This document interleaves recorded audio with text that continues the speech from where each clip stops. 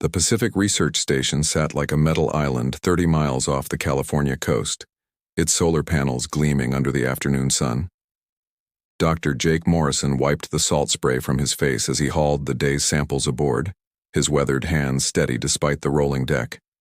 At 28, he'd already spent 5 years studying deep-sea ecosystems in isolation, preferring the company of marine life to the complexities of human relationships.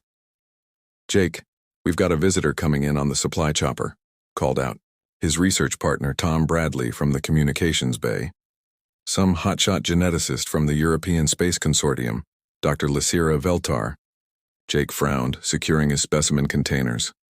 "Geneticist? What's she want with our fish?" "Apparently studying extremophile organisms for some deep space project. She'll be here for 2 weeks." The helicopter's rotors cut through the ocean air. An hour later, Jake watched from the observation deck as a tall, striking woman emerged from the aircraft. Dr. Veltar moved with an unusual grace, her long silver hair catching the light in an almost metallic sheen. Even from a distance, there was something otherworldly about her bearing. Too perfect, too controlled. "Dr. Morrison?" Her voice carried a slight accent he couldn't place, melodic yet precise. Up close, her eyes were an unusual violet blue, and her skin had an almost luminescent quality. "I'm Lysira Veltar. Thank you for accommodating my research." Jake shook her offered hand, surprised by its coolness and the strength of her grip. "Welcome to the station, though I'm not sure what genetic material you'll find in our specimens that NASA hasn't already cataloged." Something flickered in her eyes. Amusement. "I'm interested in adaptation patterns, how life thrives in impossible conditions." Her gaze lingered on him with an intensity that made him uncomfortable. Sometimes the most valuable discoveries come from the most unexpected sources. Over the following days, Lysira proved to be unlike any scientist Jake had worked with. She seemed less interested in the marine samples than in observing him work. Her questions were probing, personal, about his family history, his health, his reasons for choosing such isolated work. She watched him with the focus of a predator studying prey, yet there was something else in her expression. Fascination, perhaps. "Your stamina is remarkable," she commented on the third day, as Jake hauled in equipment after a 12-hour dive. "Most humans your age would be exhausted." "Most humans my age aren't obsessed with their work," Jake replied, toweling off. He'd noticed her own inhuman endurance. She never seemed to tire, never ate the station's food, and he'd never seen her sleep. On the 7th night, Jake couldn't sleep.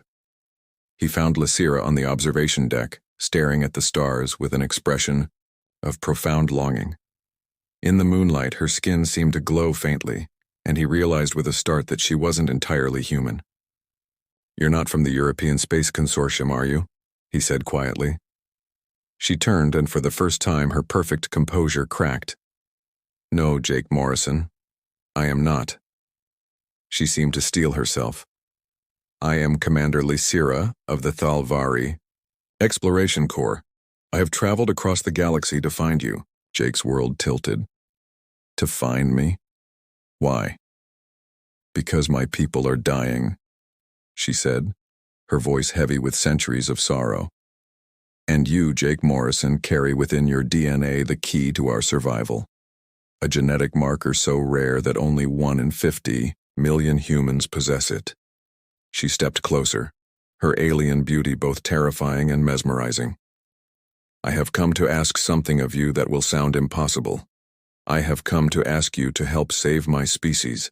The ocean waves crashed against the station's hull as Jake stared at this magnificent, impossible woman who had just turned his quiet life upside down. In her violet eyes, he saw desperation, hope, and something else that made his heart race. Despite the absurdity of the situation, "What exactly are you asking me to do?" Lysira's violet eyes reflected the starlight as she gathered herself, her alien composure returning like armor.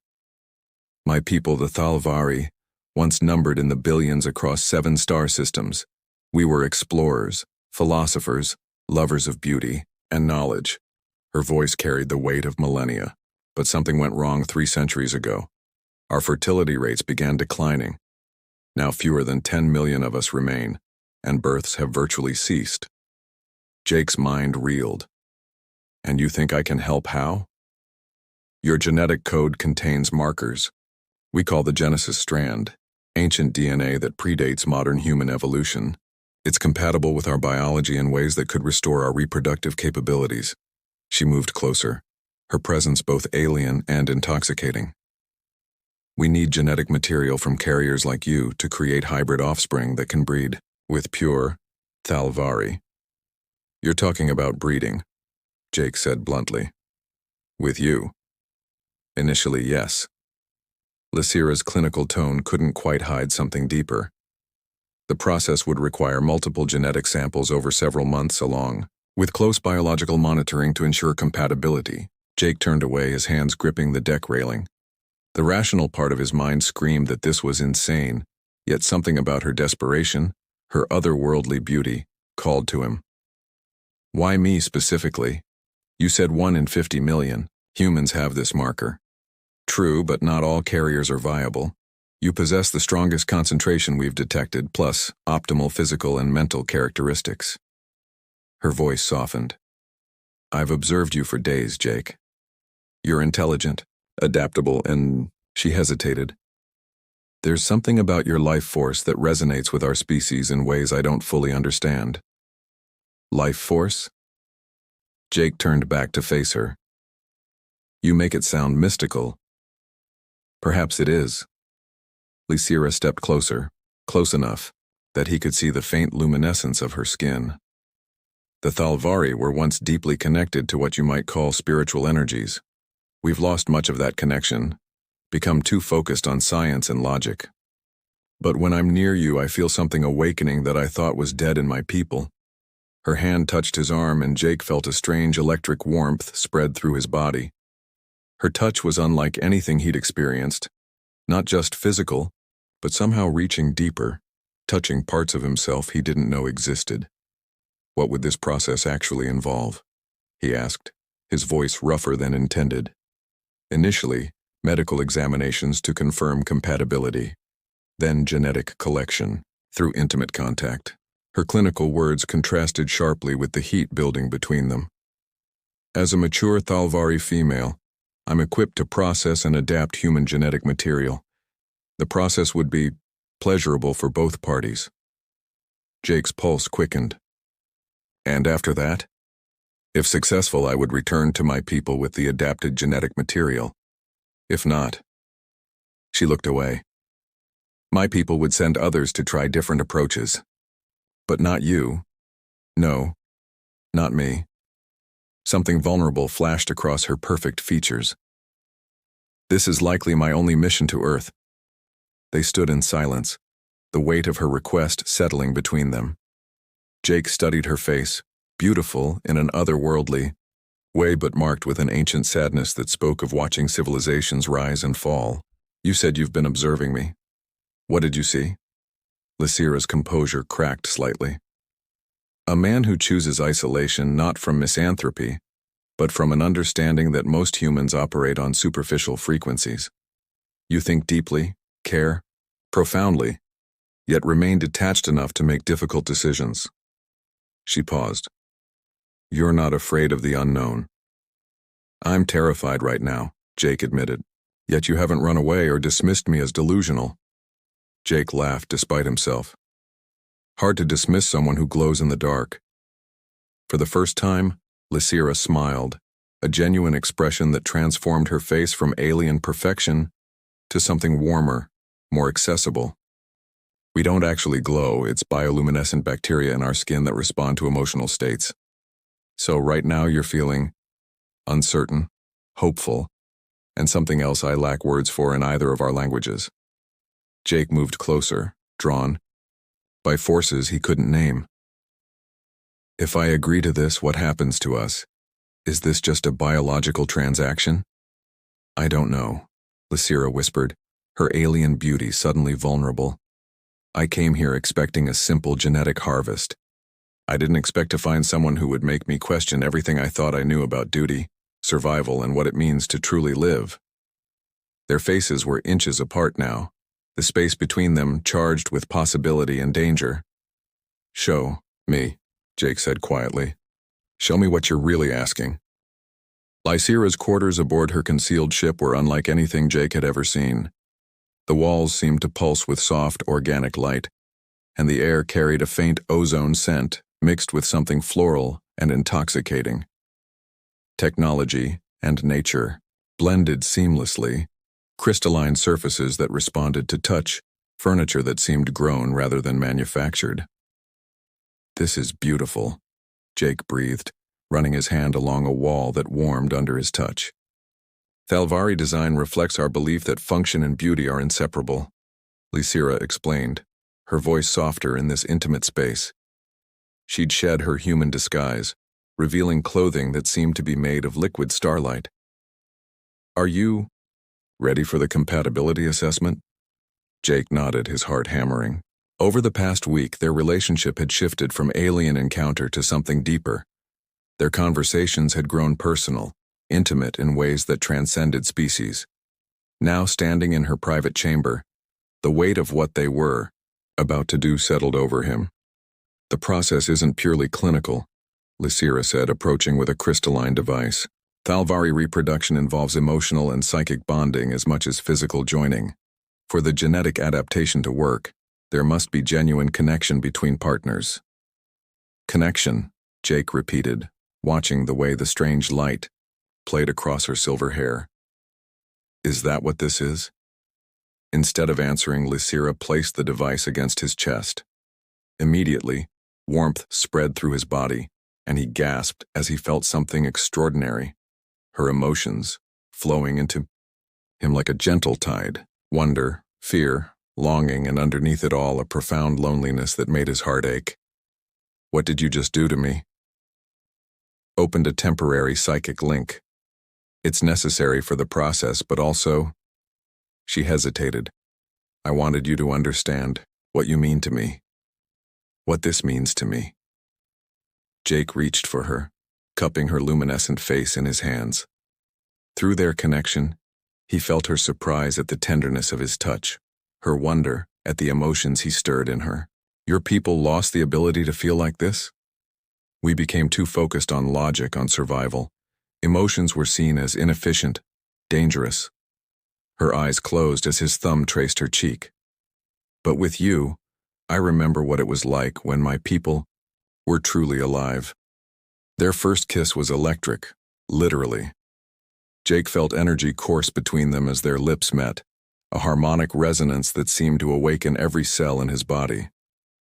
Through their psychic link, he experienced her amazement, her joy at rediscovering sensations her species had abandoned. "Jake," she whispered against his lips, "I need you to understand. If we do this, if we complete the bonding process, it will change both of us permanently. Our genetic material will be forever intertwined. Will you still be you?" "More than I've ever been." Her hands traced the muscles of his chest, and he felt her wonder at human physiology, so different from her own people. "But I'll also carry part of your essence within me, and you'll carry part of mine." They moved together with increasing urgency, her alien grace complementing his human passion. When she pressed against him, Jake marveled at how perfectly they seemed to fit together despite their different origins. Her skin was warm silk under his hands, and every touch sent waves of shared pleasure through their psychic connection. "Is this how it was for your people?" Jake asked as they sank onto her bioluminescent bed. "Before they lost this?" "Better," Lysira gasped as his lips found the pulse point in her throat. "We experienced not just our own pleasure, but our partners as well. Every sensation doubled, every emotion amplified. As they made love, Jake understood why the Thalvari reproduction was about more than genetics. Their joining was a symphony of shared sensation, emotion, and something deeper, a recognition of souls across the vast divide of space and evolution. He felt her centuries of loneliness dissolving in his arms, while she experienced his very human capacity for passionate devotion. Afterward, they lay intertwined, their psychic connection still humming between them. Jake could feel the genetic process beginning within her body. his DNA being analyzed, adapted, prepared for integration with Thalvari biology. "How long will this take?" he asked, stroking her silver hair. "Weeks, perhaps months. The process can't be rushed." She looked up at him with eyes that seemed to hold starlight. "Jake, I must tell you something. What we've shared tonight, it's not standard procedure. I've never experienced anything like this with any potential genetic donor." "Genetic donor?" Jake repeated wryly. "Is that what I am?" "You were supposed to be." Lysira traced patterns on his chest with her fingertip. "But you've become something else entirely. Something I don't have words for in either of our languages." Through their fading connection, Jake felt her conflict, duty to her dying people warring with emotions she'd never expected to feel. He also sensed something else. Fear. Fear that what was growing between them was more than either of them had bargained for. "What happens when the High Council calls you home?" he asked quietly. "I don't know," she whispered, and in those 3 words, Jake heard the sound of a universe changing. 3 weeks had passed since their first joining, and the changes in both Jake and Lysira were undeniable. The genetic bonding process had created a permanent psychic link between them, faint but constant, allowing them to sense each other's emotions across any distance. More disturbing to Lysira was how human emotions were awakening in her that her people had supposedly evolved beyond. "The High Council grows impatient," she said, reading the holographic message that had materialized in her quarters. Jake watched her alien features tense with worry. "They want progress reports on the genetic adaptation." "And?" Jake moved behind her, his hands settling on her shoulders. Even through their clothes, the contact sent warmth through their psychic bond. "The process is working better than we dared hope. Your genetic material is not only compatible, but actively enhancing our reproductive capabilities." She leaned back against him, a gesture that would have been impossible for her before their bonding. "But they don't understand why it's taking so long." Jake turned her to face him. Over the weeks, Lysira had become more human in subtle ways. Her movements less perfect, her expressions more spontaneous. Her alien beauty remained, but it was now touched with vulnerability that made her irresistible to him. "You haven't told them about us," he said. It wasn't a question. How could I? They would see emotional attachment as contamination of the process. Her violet eyes clouded with conflict. "To them, you are a genetic resource to be harvested and catalogued. The idea that we might love each other?"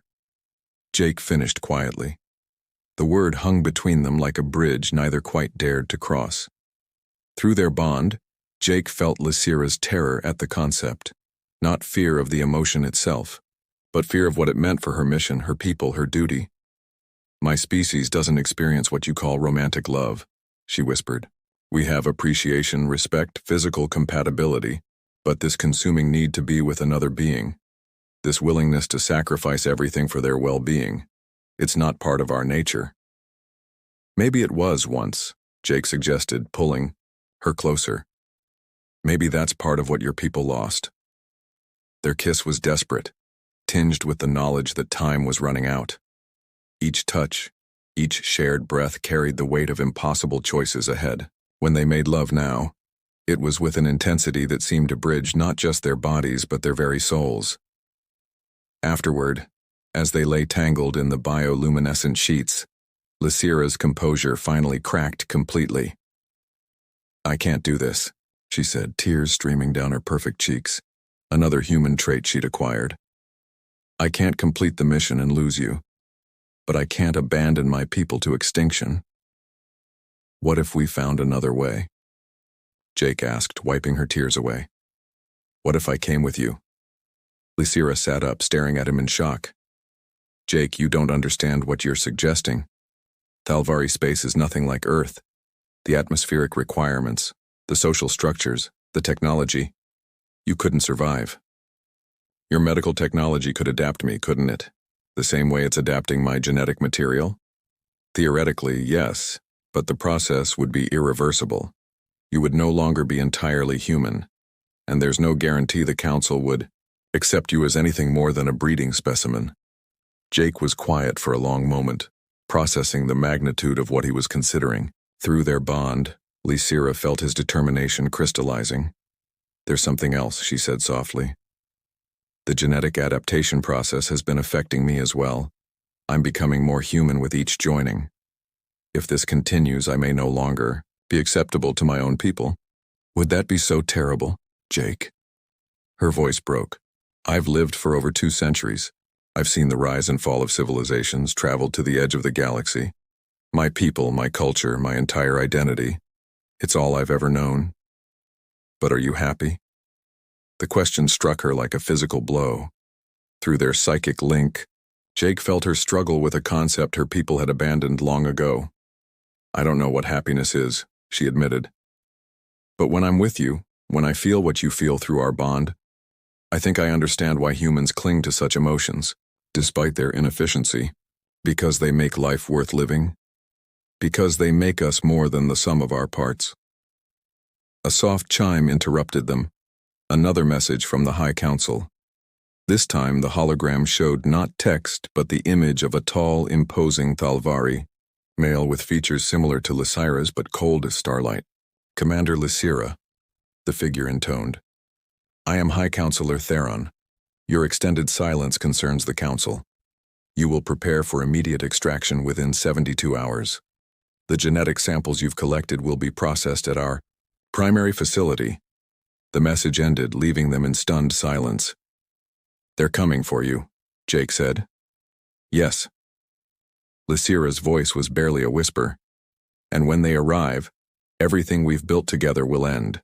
Through their bond, Jake felt her despair but also her resolve. She was preparing to sacrifice their love for her duty. What she didn't expect was the fierce determination rising in him, a very human refusal to let fate decide their future. "Not if I have anything to say about it," Jake said, pulling her against him with a passion that sent shockwaves through their psychic connection. For the first time since arriving on Earth, Lysira allowed herself to hope. The Thalvari extraction ship materialized above the Pacific Research Station like a silver dream against the dawn sky. Jake stood on the observation deck, watching the impossible craft hover silently overhead, feeling Lysira's anguish through their bond as acutely as his own.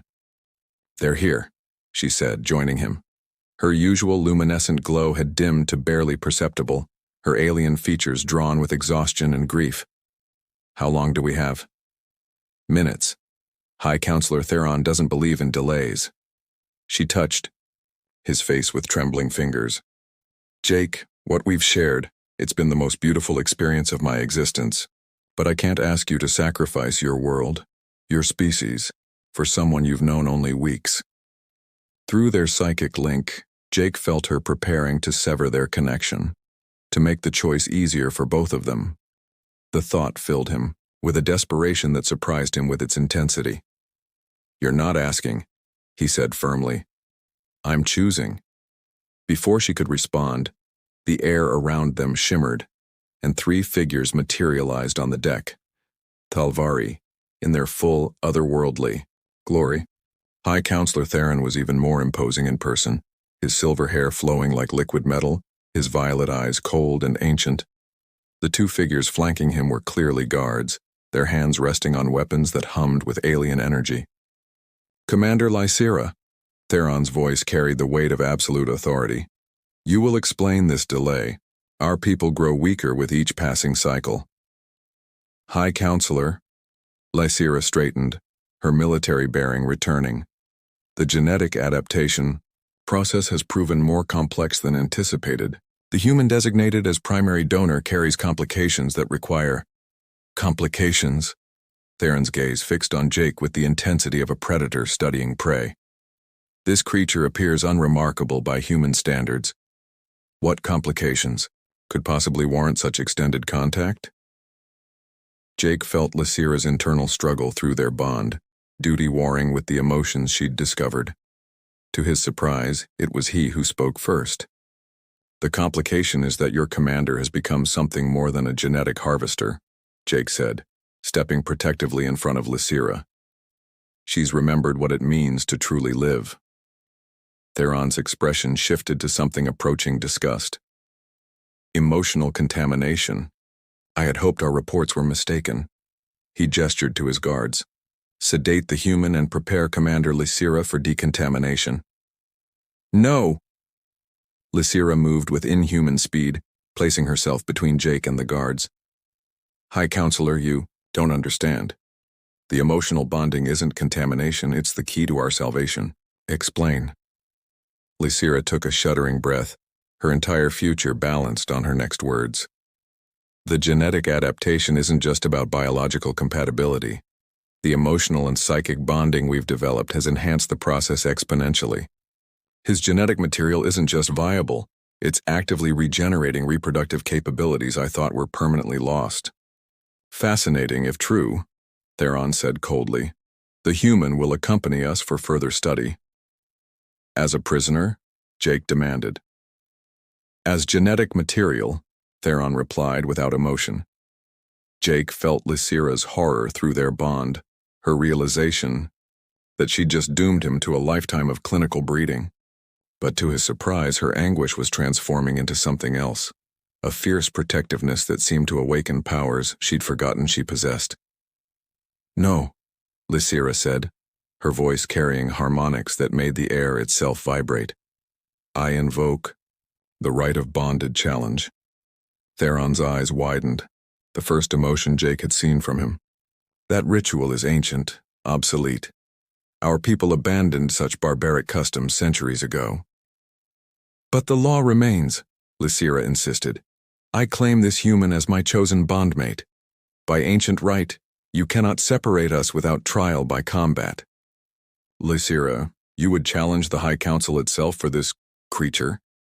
Jake felt the moment Lysira made her choice, not just to defy her people, but to embrace the emotions and instincts they'd abandoned.